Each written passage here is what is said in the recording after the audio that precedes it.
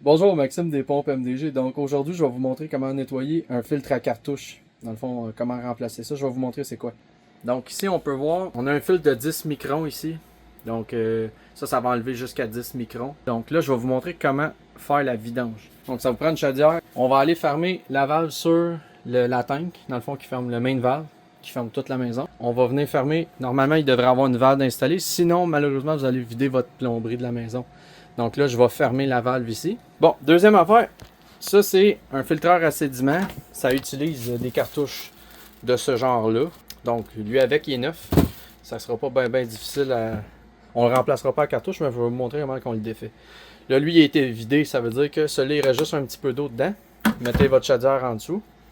Il vient avec une clé, celui-là. Puis un O-ring de remplacement, si jamais. On en vend. On vend tout ça. Là. Tout ce que je vous montre, on le vend, nous autres. Sur le site internet ou en personne. Donc, on prend la clé, là, puis on vient juste dévisser un petit peu. C'est juste pour enlever la torsion du début. C'est plus facile qu'à la main. Ça se fait à la main, mais c'est plus difficile. Donc là, je suis à une main. Vous voyez, là, j'ai juste besoin d'une main pour le faire. Fait que si vous avez deux mains, ça va être encore plus facile. Là, je finis de le tourner. Vous voyez l'eau qui commence à sortir.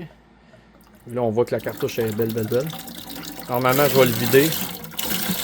Là, je vais laisser tomber la cartouche dedans. Moi, le faire. Ça, c'est comme si, quand tu changes ça, tu laisses tomber ça. Tu déballes ta nouvelle cartouche. Donc là, vous voyez, il y a un trou dans la cartouche. Puis dans le fond de la bolle ici, on voit qu'il y a comme une pin qui ressort.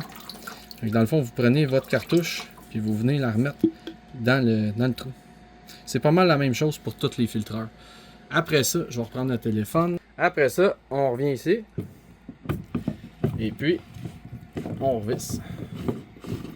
Normalement, ça revisse facilement quand c'est bien fait. Donc là, ça visse bien. Là, normalement, il faudrait deux mains pour serrer ça. Là, je vais prendre la clé. Je ne serrerai pas ça avec la clé. Là, c'est parce que moi, j'ai juste une main.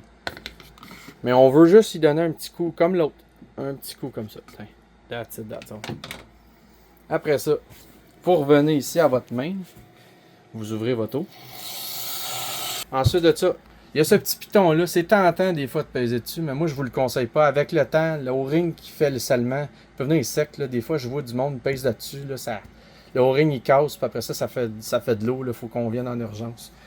Je vous conseille, s'il est neuf, ok, là, mais comme là il est neuf, on va peser dessus un petit peu. L'air sort. Ça enlève un peu d'air, mais le meilleur c'est d'ouvrir le robinet le plus loin possible dans la maison, puis d'ouvrir votre valve après. Là je vais l'ouvrir ici, ça va faire un peu d'air dans le tuyau. Mais c'est tout ce que ça va faire. Donc voici comment remplacer une cartouche. Toutes les pièces que vous voyez ici sont en vente sur notre site internet pompemdg.com. Le numéro de téléphone il est là. Gênez-vous pas de nous appeler. On aime bien ça vous aider. Merci.